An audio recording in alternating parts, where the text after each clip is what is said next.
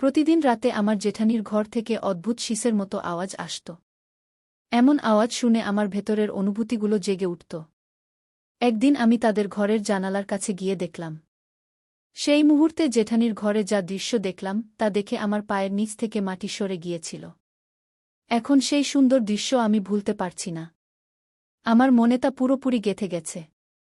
এসব দেখে এখন আমার আবেগ নিয়ন্ত্রণ করা কঠিন হয়ে উঠছিল। তখনই আমি একটি সিদ্ধান্ত নিলাম। সেই দিন যখন জেঠানি তার মায়ের বাড়ি গিয়েছিলেন, তখন রাতে আমি জেঠানির পোশাক পরে জেঠজির ঘরে শুয়ে পড়লাম। যখন মধ্যরাত হল তখন আমাকে তার স্ত্রী ভেবে সারা রাত। বন্ধুরা, আমার নাম সুহানা এবং আমি একটি গ্রামের বাসিন্দা ছিলাম। আমি দেখতে খুব সুন্দর। আমি একটি মধ্যবিত্ত পরিবারের সদস্য। আমি এমন একটি গ্রামের বাসিন্দা ছিলাম যেখানে নারীরা নিজেদের ও স্বামীর মধ্যে ঘটে যাওয়া ঘটনা খোলাখুলি শেয়ার করত। তখন আমার বয়স ছিল 20 বছর। যখন আমি আমার পাড়ার নারীদের কথা শুনতাম তখন আমার খুব অদ্ভুত লাগত। আমি ভাবতাম, এই নারীরা শেষ পর্যন্ত নিজেদের ও স্বামীর মধ্যে হওয়া ঘটনা এত খোলাখুলি কেন বলে? যখন আমি এমন কথা শুনতাম তখন আমি সেখান থেকে সরে যেতাম, কারণ তাদের কথা খুবই অদ্ভুত লাগত। আমার বাড়িতে আমরা কম লোক ছিলাম। আমি, আমার বাবা মা এবং আমার বড় ভাই। আমার ভাইয়ের বিয়ে হয়েছিল মাত্র 1 বছর আগে। আমার ভাবিও খুব ভালো ছিলেন, কিন্তু আমি তাকে কখনো খোলাখুলি কথা বলতে দেখিনি, যেমন অন্য নারীরা নিজেদের সম্পর্কে কথা বলত। আমি একজন শিক্ষিত মেয়ে ছিলাম, তাই আমি বুঝতাম যে এমন কথা খোলাখুলি বলা হয় না। এটি সব স্বামী স্ত্রীর মধ্যে হয়। তাহলে এমন কথা বলার কি দরকার? এভাবে আরও 1 বছর কেটে গেল। তারপর আমার বিয়ের জন্য বাবা একটি ছেলে পছন্দ করলেন। সেও গ্রামের বাসিন্দা ছিল। সেই ছেলের নাম ছিল মনোজ। সে 2 ভাইদের মধ্যে ছোট ছিল। মনোজের বড় ভাইয়ের নাম ছিল বিনোদ এবং তার বিয়ে হয়েছিল 5 বছর আগে। মনোজের বাবা ছিলেন না, শুধু তার মা ছিলেন, যিনি তার 2 ছেলেকে অনেক আদরযত্নে বড় করেছিলেন। মনোজের বড় ভাই বেশি শিক্ষিত ছিলেন না, তাই তিনি কৃষিকাজই করতেন। কিন্তু মনোজ একজন শিক্ষিত মানুষ ছিলেন এবং তিনি শহরে একটি কোম্পানিতে চাকরি করতেন। আমার বাবা আমাকে কিছু না বলে আমার বিয়ে মনোজের সাথে ঠিক করে দিয়েছিলেন। তখন আমার মনে অনেক প্রশ্ন আসছিল। আমি ছেলেকে না দেখে বিয়ে করতে চাইনি, কিন্তু বাবা এই বিষয়ে কঠোরভাবে মানা করেছিলেন এবং 1 মাসের মধ্যেই আমার বিয়ে মনোজের সাথে হয়ে গেল। বিয়ে হওয়া পর্যন্ত আমি আমার স্বামীকে দেখতে পাইনি। এই কারণে আমি খুবই উদ্বিগ্ন ছিলাম। আমার শ্বশুরবাড়িতে ইটের তৈরি একটি পুরানো বাড়ি ছিল, যার মাঝে একটি আঙিনাও ছিল। সেই বাড়িটি 5টি কামরার সেট ছিল, যেখানে শুধু একটি বাথরুম ছিল, যা বাড়ির সবাই ব্যবহার করত। যাই হোক, এখন আমার বিয়ে হয়ে গিয়েছিল, তাই আমাকে এখন এই বাড়িতেই থাকতে হবে। কোনোভাবে পুরো দিন কেটে গেল এবং এখন রাত হয়ে গিয়েছিল। আজ আমার বিয়ের প্রথম রাত ছিল এবং আমি কামরায় বসে আমার স্বামী মনোজের অপেক্ষা করছিলাম। কিছুক্ষণ পর আমার স্বামী কামরায় এলেন। আমি দেখলাম যে তার হাতে 1 গ্লাস দুধও আছে। তখন আমি প্রথমবার আমার স্বামীকে দেখলাম, যাকে দেখে আমি একদম শকে চলে গিয়েছিলাম। তিনি দেখতে বিশেষ কিছু ছিলেন না এবং শারীরিকভাবে পাতলা দুর্বল ছিলেন। তিনি দেখতে বেশ দুর্বল লাগছিলেন। এসব দেখে আমি একদম হতবাক হয়ে গিয়েছিলাম। তখন আমি ভাবতে লাগলাম যে হয়তো বিয়ের পর তিনি ভালো হয়ে যাবেন, কারণ অনেক পুরুষ বিয়ের পর স্বাস্থ্যবান হয়ে যায়। তখন আমি এই সব কথা ঝেড়ে ফেললাম, কারণ আজ আমার সুহাগ রাত ছিল, যা আমি স্মরণীয় করতে চেয়েছিলাম। মনোজ আমার কাছে এসে বসলেন এবং বললেন, সুহানা, তুমি খুবই প্রিয়। তোমার মতো স্ত্রী পাওয়া আমার ইচ্ছা ছিল, যা আজ পূর্ণ হয়েছে। মনোজ আমাকে দুধের গ্লাস দিয়ে বললেন যে এটি পান করো। আমি বললাম, আমি আপনার স্ত্রী, এবং প্রথমে আমি কিভাবে পান করতে পারি? তাই প্রথমে আপনি পান করুন। তারপর সেই গ্লাস থেকে কিছু দুধ মনোজ পান করলেন এবং বাকিটা আমি পান করলাম। আমি তার এই আচরণে খুব খুশি হয়েছিলাম। তখন মনোজের আচরণ আমার খুব ভালো লেগেছিল।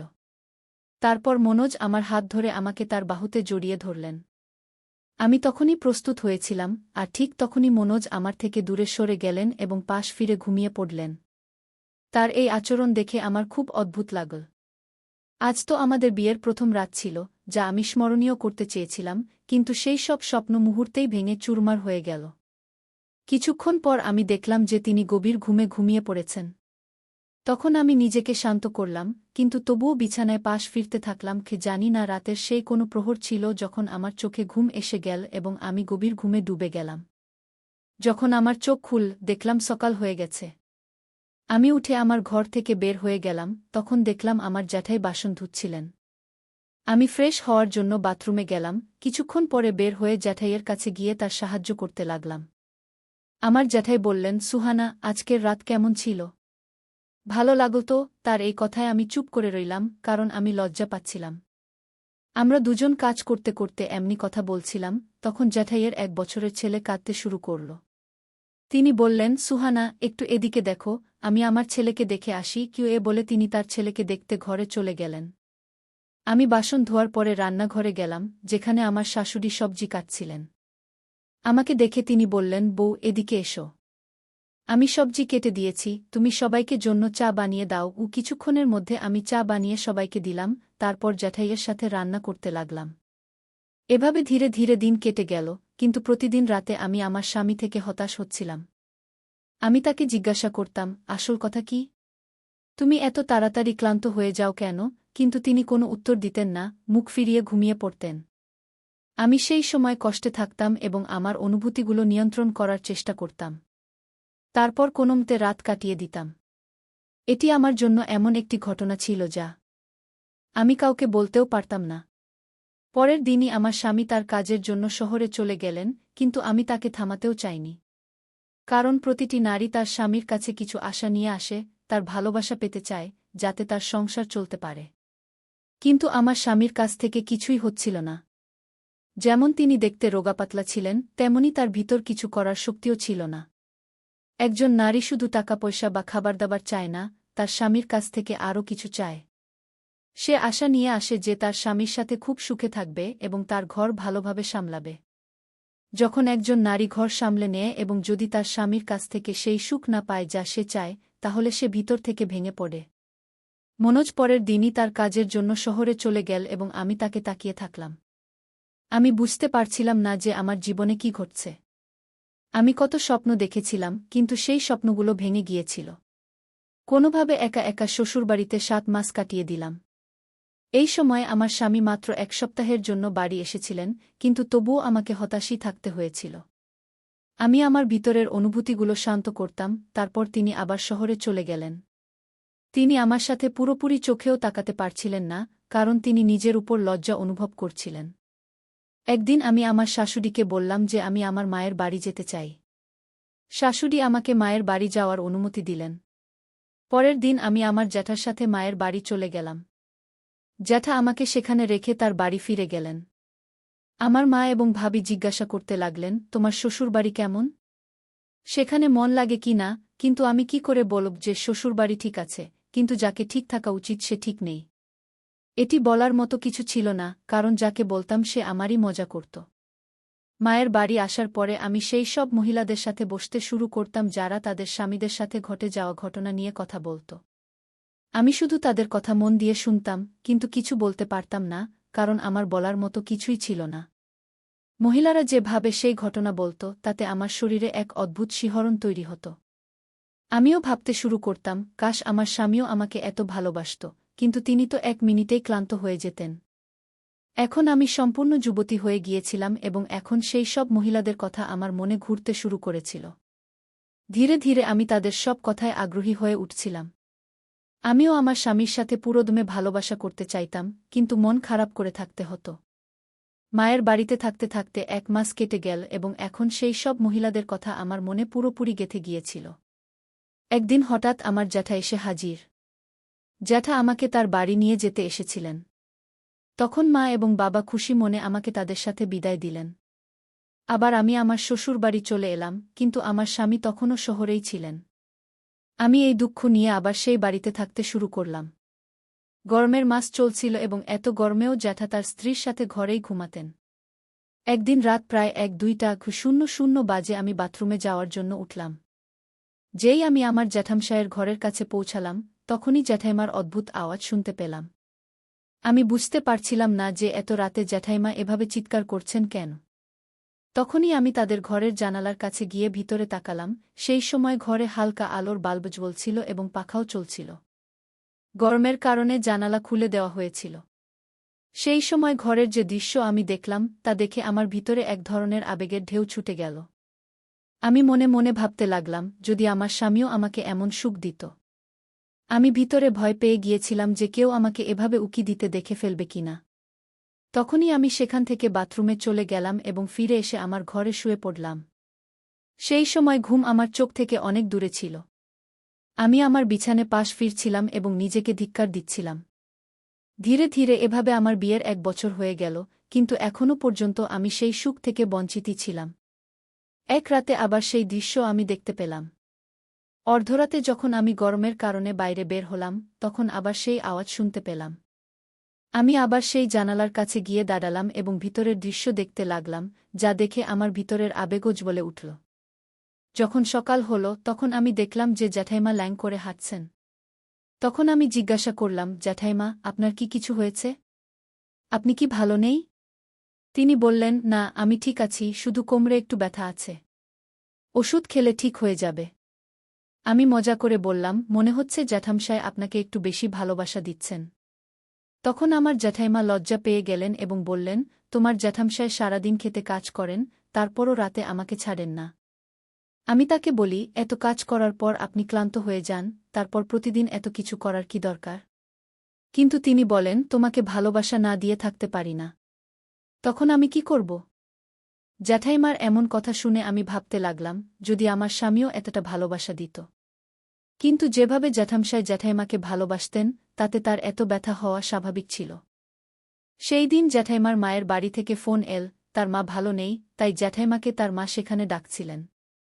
পরের দিন সকালে জ্যাঠাইমা তার মায়ের বাড়ি যাওয়ার জন্য জ্যাঠামশায়ের সাথে প্রস্তুত ছিলেন। কিছুক্ষণ পর তারা সবাই চলে গেলেন। যাওয়ার সময় জ্যাঠাইমা আমাকে বললেন, তোমার জ্যাঠামশায় আজ সন্ধ্যায় ফিরে আসবেন, তাই তুমি রাতে তাকে গরম দুধ দিয়ে দিও। কারণ আমাকে আমার মায়ের জন্য সেখানে 1 মাস থাকতে হবে। আমি জ্যাঠাইমাকে বললাম, আপনি চিন্তা করবেন না, আমি তার ভালোভাবে খেয়াল রাখব। যখন সন্ধ্যা হল তখন জ্যাঠামশায় বাড়ি ফিরে এলেন। রাতের খাবার খাওয়ার পর সবাই নিজের ঘরে ঘুমাতে চলে গেল। আমি দুধ গরম করলাম এবং জ্যাঠামশায়কে দিতে তার ঘরে গেলাম। সেখানে আমি দেখলাম যে ঘরে হালকা আলোর বাল্ব জ্বলছিল এবং জ্যাঠামশায় তার বিছানায় শুয়েছিলেন। আমি টেবিলে দুধের গ্লাস রেখে দিলাম এবং আমার ঘরে ফিরে এলাম। কিন্তু এখন আমার পা কাঁপছিল। আমার মনে সেই সব কথা এবং জ্যাঠামশায়ের ঘরের দেখা দৃশ্য আমার চোখের সামনে ভেসে উঠছিল। আমার স্বামী এতটা ভালোবাসা দিতে পারত না, কারণ সে নপুংসক ছিল। আমি কোনো সিদ্ধান্ত নিতে পারছিলাম না যে আমি কি করব। তখন আমার মন জ্যাঠামশায়ের দিকে চলে গেল। আমি ভাবলাম, জ্যাঠাইমাও এখানে নেই, তাহলে কেন না তার জায়গায় আমি আমার উপস্থিতি জানিয়ে দিই। তখন আমি ভাবলাম, যদি জ্যাঠামশায় এটা জানতে পারেন, তাহলে তিনি আমার সম্পর্কে কি ভাববেন। তখন আমি সময় নষ্ট না করে জ্যাঠাইমার কাপড় পরে জ্যাঠামশায়ের ঘরে গিয়ে শুয়ে পড়লাম। যখন অর্ধরাত হল তখন জ্যাঠামশায় জ্যাঠাইমা ভেবে আমাকে ধরলেন। সেই সময় আমার মুখ জ্যাঠামশায়ের দিকে ফিরে গেল, তখন তিনি ঘাবড়ে গিয়ে কিছু বলতে যাচ্ছিলেন। কিন্তু আমি তার মুখে আমার হাত রেখে বললাম, হতে দিন যা হচ্ছে, কারণ আপনার ভাই আজ পর্যন্ত আমাকে কোনো সুখ দেয়নি। আমার কথা জ্যাঠামশায় বুঝে গেলেন এবং তিনি আবার প্রস্তুত হয়ে গেলেন। তারপর 3 ঘণ্টা পর আমি সেখান থেকে উঠে আমার ঘরে চলে এলাম। আজ আমি খুব খুশি ছিলাম, কারণ আজ আমি সত্যিকারের সুখ পেয়েছি। এই সুখের জন্য আমি কতদিন ধরে তৃষ্ণার্ত ছিলাম। কিন্তু দুঃখের বিষয় ছিল যে সুখ আমার স্বামীর কাছ থেকে পাওয়া উচিত ছিল, সেই সুখ আমি আমার জ্যাঠামশায়ের কাছ থেকে পেয়েছি। এখন যতদিন জ্যাঠাইমা এখানে ছিলেন না, ততদিন আমি আমার জ্যাঠামশায়ের সেবা করছিলাম। জ্যাঠামশায়ও খুব খুশি ছিলেন। এভাবে এখন প্রতিদিনই হতে লাগল। কিন্তু একদিন যখন আমি জ্যাঠামশায়ের ঘর থেকে বের হয়ে আমার ঘরে যাচ্ছিলাম, তখন আমার শাশুড়ি আমাকে দেখে ফেলেছিলেন। সেই দিনের পর থেকে তিনি আমার উপর নজর রাখতে লাগলেন। এভাবে পরের দিনও আমার শাশুড়িকে আমি যখন জেঠের ঘর থেকে বের হচ্ছিলাম, তখন সে আমাকে দেখে ফেলে এবং আমার পিছু নিয়ে আমার ঘরে চলে আসে। ঘরে ঢুকেই সে বলতে শুরু করে, তুমি এত রাতে তোমার জেঠের ঘরে কি করছিলে? আমি 2 দিন ধরে দেখছি তুমি আধারাতে বিনোদের ঘর থেকে বের হচ্ছ। এসব তোমার জেঠের সাথে করতে তোমার লজ্জা হয় না? আমি ভেবেছিলাম তুমি একটা শালীন পরিবারের মেয়ে, কিন্তু তুমি তো খুবই খারাপ মেয়ে বলে প্রমাণিত হলে। আমার শাশুড়ি রেগে এসব বলছিল। তখনই আমি বললাম, শাশুড়ি মা, এখন থামুন। আপনার ছোট ছেলে নপুংসক, আপনি কি এটা জানতেন না? তবুও আপনি তার বিয়ে আমাকে দিয়ে করালেন। কেউ যেন না বলতে পারে যে আপনার ছেলে সঙ্গীত নপুংসক এমনি করেই পড়েছিল। একটা মহিলা যতটা সে সহ্য করতে পারে ঠিক ততটাই সে সহ্য করে। কিন্তু যখন সে বিশ্বাস করে যে তাকে সারা জীবন এভাবেই যন্ত্রণায় কাটাতে হবে, তখন সে এমন পথ বেছে নেয়। আমার কথা শুনে শাশুড়ি একদম চুপ হয়ে যায়। সে বলতে থাকে, আমি ভেবেছিলাম সময়ে সব ঠিক হয়ে যাবে। এখন 3 দিন ধরে আমার এবং শাশুড়ির মধ্যে কোনো কথা হচ্ছিল না। যখন শাশুড়ি আমার স্বামী মনোজকে এসব বলল, তখন সে লজ্জায় কিছু বলতেই পারল না এবং ফোন কেটে দিল। এখন এসব আর আমার সহ্য হচ্ছিল না। তখনই আমি চিরতরে আমার মায়ের বাড়ি চলে যাওয়ার সিদ্ধান্ত নিলাম। পরের দিন সকালে আমি আমার জিনিসপত্র গুছিয়ে মায়ের বাড়ির উদ্দেশ্যে রওনা দিলাম।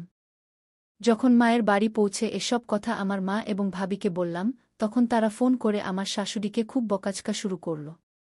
আমি এখন একটা অসহায়ের মতো মায়ের বাড়িতে থাকতে শুরু করলাম, কিন্তু আমার কষ্ট তাদের সহ্য হচ্ছিল না। তখন আমার ভাই এবং বাবা আমার জন্য আরেকটা সম্পর্ক খুঁজতে শুরু করল। কিছুদিন পরেই সুনীল নামের এক ছেলের সাথে আমার বিয়ে ঠিক হয়ে গেল। সুনীলের আগে এক বিয়ে হয়েছিল, কিন্তু এখন তার স্ত্রী এই দুনিয়ায় নেই, কারণ 6 মাস আগেই একটা দুর্ঘটনায় তার মৃত্যু হয়েছিল। 15 দিন পরেই আমার বিয়ে সুনীলের সাথে হয়ে গেল এবং আমি আমার নতুন শ্বশুরবাড়ি চলে আসলাম। সুনীল দেখতে খুব সুন্দর ছিল, সে একটা কোম্পানিতে উচ্চ পদে কাজ করত। আমার নতুন শ্বশুরবাড়িতে আমার শাশুড়ি, শ্বশুর এবং একটা ছোট নন্দ ছিল, যে খুবই ভালো ছিল।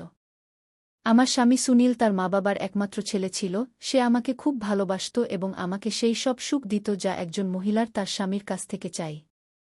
আমিও আমার স্বামী সুনীলকে খুব ভালোবাসতে শুরু করলাম। তারপর ধীরে ধীরে পুরনো সব ঘটনা ভুলে একটা নতুন জীবন যেতে মগ্ন হয়ে গেলাম, কারণ এখন আমার ভুল পথে চলার কোনো দরকার ছিল না। আমি সেই সব সুখ পাচ্ছিলাম, তাই আমি আমার জীবনকে ভালোভাবে কোনো ছলনা ছাড়াই যেতে শুরু করলাম। বন্ধুরা, প্রত্যেকেরই নিজস্ব স্বপ্ন থাকে, কিন্তু যখন তা পূরণ হয় না, তখন সে বাধ্য হয়ে ভুল পথে চলতে শুরু করে। এমনি করেই যখন একজন মহিলা তার শ্বশুরবাড়ি যায়, তখন সে তার সাথে অনেক স্বপ্ন এবং ইচ্ছাও নিয়ে যায়। কিন্তু যখন তার স্বপ্ন এবং ইচ্ছা পূরণ হয় না, তখন সে এমনি করে অন্য পথে চলতে শুরু করে। এ কথা খুবই কঠিন, কিন্তু একদম সত্য, কারণ কোনো কারণ ছাড়া কোনো মহিলা বা পুরুষ ভুল পথে চলে না। বন্ধুরা,